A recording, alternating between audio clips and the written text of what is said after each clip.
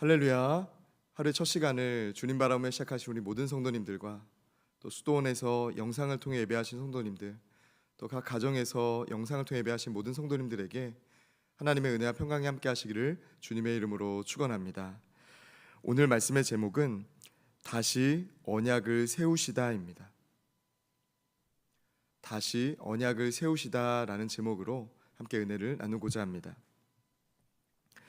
여러분 혹시 관계가 깨어졌던 경험이 있으신지요? 그 관계가 회복될 때에는 예전처럼 돌아가는 것이 아니라 예전보다 더 신뢰하고 깊은 관계로, 더 굳건한 관계로 회복되는 것을 우리는 경험하게 됩니다. 오늘 출애굽기 3, 4장은 이스라엘이 금송아지 사건으로 하나님과의 언약을 깨트린 후에 하나님께서 다시 모세를 부르시고 또 새롭게 언약을 세우시는 장면이 기록되어 있습니다. 하나님은 진노하였지만 하나님은 진노 가운데에서도 은혜와 긍휼을 잊지 않으시고 이스라엘을 향해서 여전히 회복의 길을 열어 주었다는 것입니다. 여러분, 이스라엘의 하나님, 출애굽을 인도하셨던 그 하나님은 어떤 분이십니까? 진노 중에도 긍휼을 잊지 않으시는 하나님이신 줄 믿습니다. 당시 이스라엘은 애굽을 떠나지 얼마 되지 않은 시간에 광야에 도착합니다. 그런데 이 광야를 걷는 동안 하나님의 말씀을 모세를 통해서 들을 때마다 우리가 다 순종하겠습니다, 다 따르겠습니다 라고 했지만 얼마 지나지 않아서 금세 불평하고 먹을 것이 없어서 불평하고 마실 것이 없어서 불평하는, 또 황금 송아지를 만들면서 우상을 만들어 섬기기까지 한 죄를 범했던 것이 이스라엘 사람들이었습니다. 여러분, 만약 이렇다면 하나님은 어떻게 반응하셨어야 됐을까요? 고대 근동의 다른 종교들은 그 신이 불순종하는 사람이나 혹은 그 신과 어떤 약속을 맺은 것을 사람들이 어겼을 때 죽입니다. 그런데 오늘 우리의 하나님, 이스라엘 인도하신 하나님, 그 하나님은 그 고대 근동의 다른 종교들과 달리 하나님은 회복의 길을 열어주시고 그 불순종으로 인해서, 인간의 불순종으로 인해서 관계가 깨어지고 끊어진 것이 아니라 하나님의 은혜로 다시 회복의 길이 생겼다는 것입니다. 여러분, 역사적으로 이 사건, 이 출애굽기 3, 4장에 다시 언약을 세우시는 것은요, 매우 중요한 의미를 갖는 장입니다. 왜냐하면 이스라엘의 영적인 신앙 정체성에 대해 말하고 있기 때문입니다. 이스라엘 백성은 단순히 눈에 보이는 구름 기둥과 불 기둥, 어떤 모세라는 지도자를 따르는 그런 어떤 단체나 모임이 아니라 하나님과 언약 맺은, 하나님께서 약속하시고 그 약속대로 살아갈 때 우리의 삶에 풍요로움을 더하시고 길을 보여주시는, 길을 인도하시는 언약 백성이라는 것을 가르쳐주는 중요한 장이기 때문입니다. 여러분, 오늘 본문을 통해서 다시 언약을 세우신다는 것은 어떤 의미인지 함께 몇 가지로 나누며 기도의 제목을 삼고자 합니다.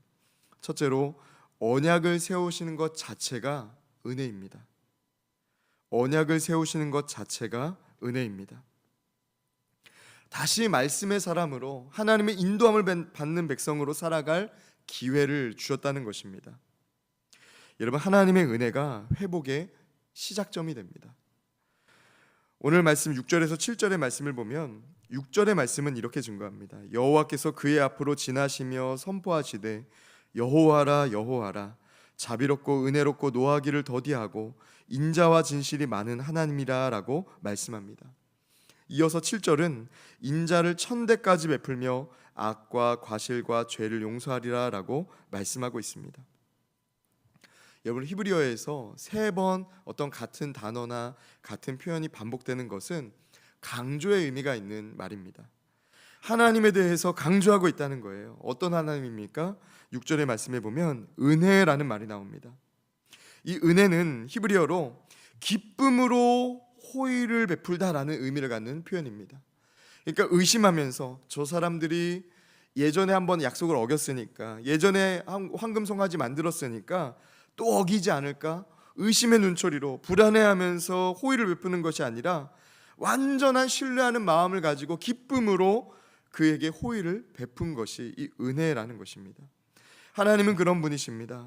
사람이 죄를 범했지만, 사람이 실수했지만, 넘어졌지만 다시금 그의 인생을 일으켜서 마치 죄가 없었던 인생과 같이 그에게 새롭게 언약을 맺으시고 그에게 은혜를 베푸시는 것이 우리의 하나님이라는 것입니다. 여러분, 오늘 말씀에 보면 1절의 말씀에 이렇게 기록합니다. 여호와께서 모세에게 이르시되 너는 돌판 둘을 처음 것과 같이 다듬어 만들라. 내가 깨뜨린 처음 판에 있던 말을 내가 그 판에 쓰리니 라고 말씀하고 있습니다. 처음 하셨던 말씀을 두 번째 돌판에 쓰시겠다는 거예요. 그래서 두 번째 돌판을 준비하라고 합니다. 여러분, 그런데 그냥 말씀만 하시면 되잖아요. 말씀하고 잘 기억하라고 하시면 되잖아요. 그런데 같은 내용을 똑같이 두 번째 돌판에 쓰시겠다라고 말씀하십니다.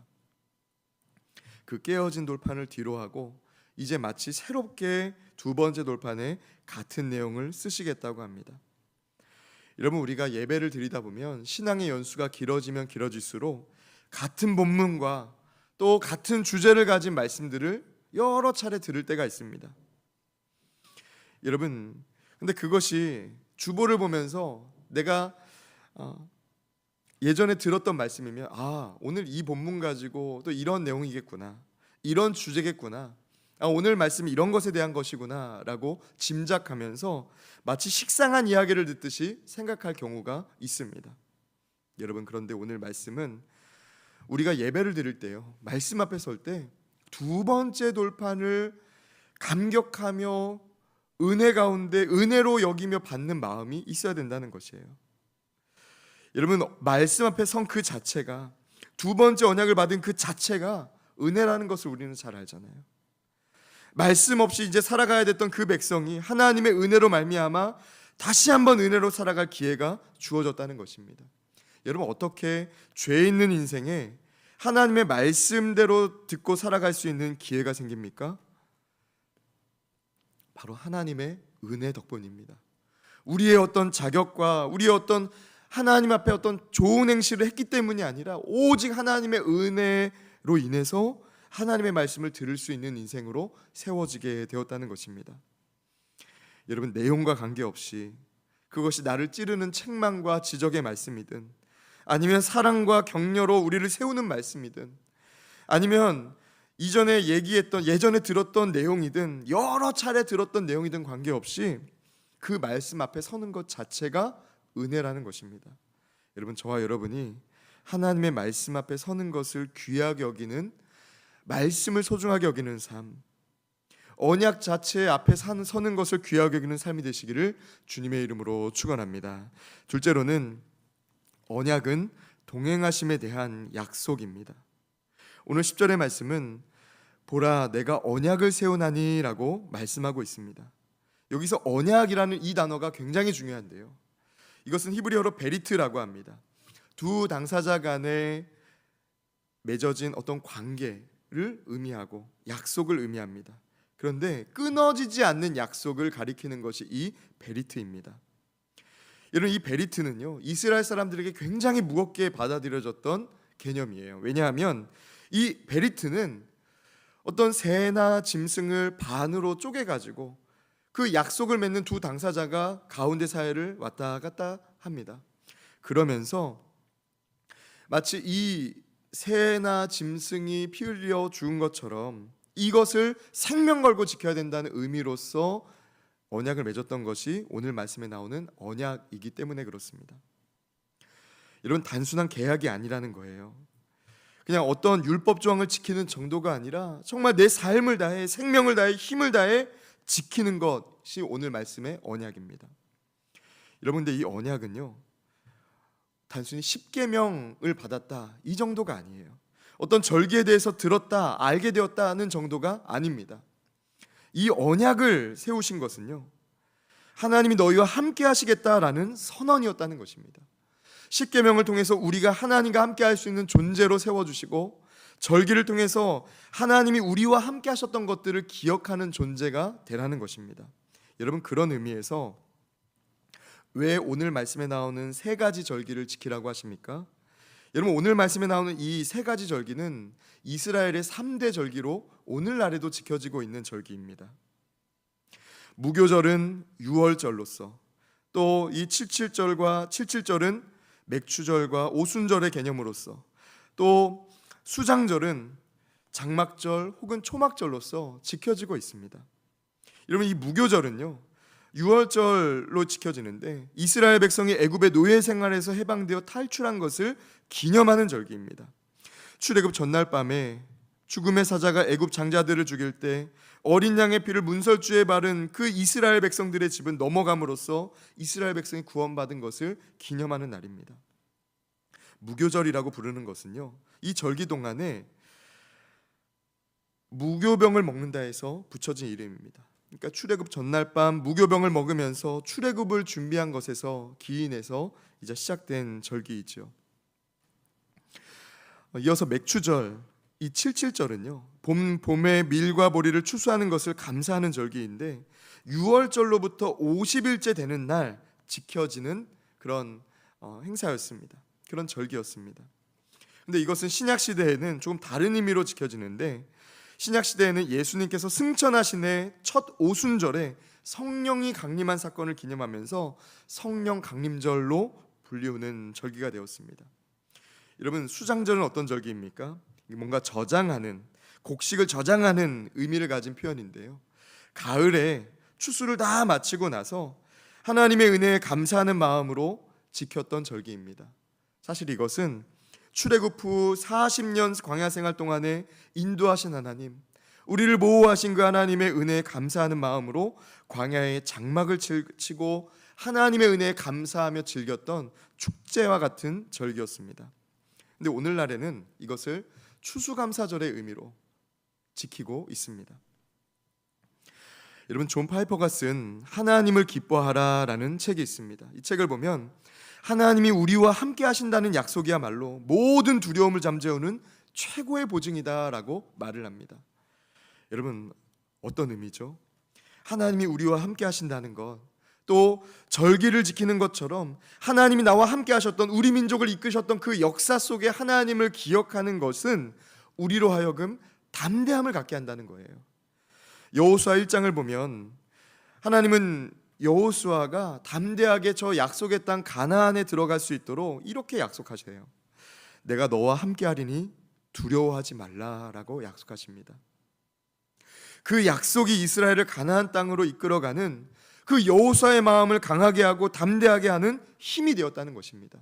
여러분, 이 언약은요, 특별히 십계명이든 절기에 대한 말씀이든 내가 몇 가지가 있는지 안다, 혹은 네가 이것이 어떤 내용인지 안다, 혹은 더 나아가서 언제 어떻게 지키는 것인 줄 안다라는 것보다 더 중요한 것은요, 하나님이 함께 하시기 위해서 우리에게 계명을 주셨고 하나님이 함께 하셨다는 것을 우리가 기억하는 인생이 되기를 원하신다는 하나님의 마음을 아는 것이 중요하다는 것입니다. 저와 여러분이 오늘 하루를 살아갈 때 우리로 하여금 동행하신다는 것을 약속하신 그 하나님의 은혜를 경험하는 복된 날 되시기를 주님의 이름으로 축원합니다. 끝으로는 새 언약은 새로운 순종을 요구합니다. 새 언약은 새로운 순종을 요구합니다. 여러분, 오늘 27절의 말씀은 이렇게 증거합니다. 여호와께서 모세에게 이르시되 너는 이 말들을 기록하라. 내가 이 말들의 뜻대로 너와 이스라엘과 언약을 세웠음이니라 하시니라라고 말씀하고 있습니다. 여러분, 이 말씀들을 기억하라는 거예요. 십계명의 말씀이든 절기에 대한 말씀이든 하나님이 우리에게 하신 말씀들을 기억하라는 것입니다. 여러분, 근데 이 기억은요, 단순히 하나님이 나와 함께 하심을 기억하는 것을 넘어서 그 말씀대로 살아가는, 하나님의 사람으로 살아가는 사람이 되라는 것으로 우리를 초청하는 말씀이라는 것입니다. 여러분, 하나님은 왜 우리에게 언약을 주십니까? 특별히 왜 두 번째 돌판에 언약을 주셨습니까? 우리로 하여금 그 삶으로, 쓰여진 말씀에 합당한 삶으로 우리를 부르신 줄 믿습니다. 여러분, 그렇기 때문에 우리는 예배를 드릴 때마다요, 귀로 들리는 말씀, 또 이 기록된 말씀을 묵상하고 혹은 마음에 암송한 말씀을 계속해서 기억할 때 그 말씀을 살아내는 사람으로서, 그 말씀에 순종하는 사람 되기를 힘쓰는 것으로 반응해야 된다는 것입니다. 여러분, 그렇습니다. 언약은요, 하나님이 우리에게 주신 것으로만 의미가 있는 것이 아니라 하나님이 우리에게 주신 언약을 우리가 기억하고 순종할 때 우리의 삶에 의미가 있게 된다는 것입니다. 하나님이 우리에게 그것을 원하신다는 거예요. 매 주일 예배를 드릴 때마다, 아니면 우리가 매일 이렇게 새벽 예배를 드리고, 아니면 우리가 속회와 선교를 통해서 말씀을 묵상할 때, 개인적으로 우리가 말씀을 묵상하고 암송할 때 그 말씀이 단순히 어떤 지식의 한 부분으로만 기억되는 것이 아니라 순종하여서 살아내는, 하나님의 사명자로서 살아가게 하는 그런 말씀 되시기를 주님의 이름으로 축원합니다. 여러분, 오늘 이 기록하다라는 이 표현은요, 히브리어로 새기다, 남기다라는 의미를 갖고 있는 표현입니다. 하나님은 우리에게 말씀하실 때 그 말씀이 우리의 삶에 남아서, 우리의 삶에 새겨져서, 우리의 마음에 새겨져서 우리가 그 말씀에 순종하는 삶이 되기를 원하셨다는 거예요. 이런 매 주일마다 예배를 드리면서 하나님의 말씀을 들으실 때, 또 매일같이 새벽 예배를 드리면서 하나님의 말씀을 들으실 때, 여러분, 그 말씀이 그 말씀이지 뭐 라고 여기지 마시고, 말씀을 들으면서 내가 이제는 이렇게 또 살아봐야 되겠구나, 하나님이 나를 이런 삶으로 도전하시는구나, 나를 이런 삶으로 부르시는구나, 내가 이젠 이런 삶으로 살아가 봐야지 라고 새로운 순종을 결단하는 저와 여러분 되시기를 주님의 이름으로 축원합니다. 데이비드 플랫이 쓴 레디컬이라는 책이 있습니다. 이 책을 보면 은혜에 대해 이렇게 정의를 합니다. 은혜는 단순히 죄를 덮는 것이 아니라 우리를 세상 속에서 다른 방식으로 살게 만든다라고 말하고 있습니다. 여러분, 하나님의 은혜는요, 단순히 우리의 죄를 용서하시는 게 아니에요.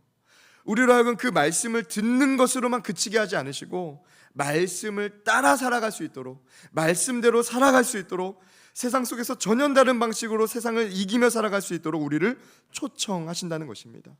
여러분, 저와 여러분이 하나님의 말씀을 들을 뿐만 아니라 그 말씀에 순종만 살아갈 수 있는 저와 여러분 되시기를 주님의 이름으로 축원합니다.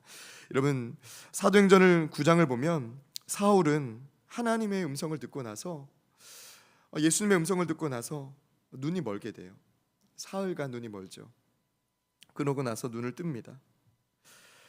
그런데 그러고 나서요, 아나니아를 통해서 눈이 띄어지는데 이전과는 전혀 다른 인생을 살아가게 되는 거예요. 하나님의 말씀에 따른, 예수님께서 말씀하셨던, 예수님께서 가르쳐 주셨던 그 삶을 자신이 그렇게도 정죄하고 판단했던 그 삶을 자신이 살아가는 삶으로 바뀌게 되었다는 것입니다. 여러분, 놀라운 변화죠. 하나님의 말씀에 순종하는 삶으로, 새로운 사명을 가진 삶으로 살아가게 되었다는 것입니다. 여러분, 저와 여러분이 하나님의 말씀을 듣는 인생이 아니라 더 나아가 그 말씀에 순종하는 삶으로 살아가는 저와 여러분 되시기를 주님의 이름으로 축원합니다. 이 시간 함께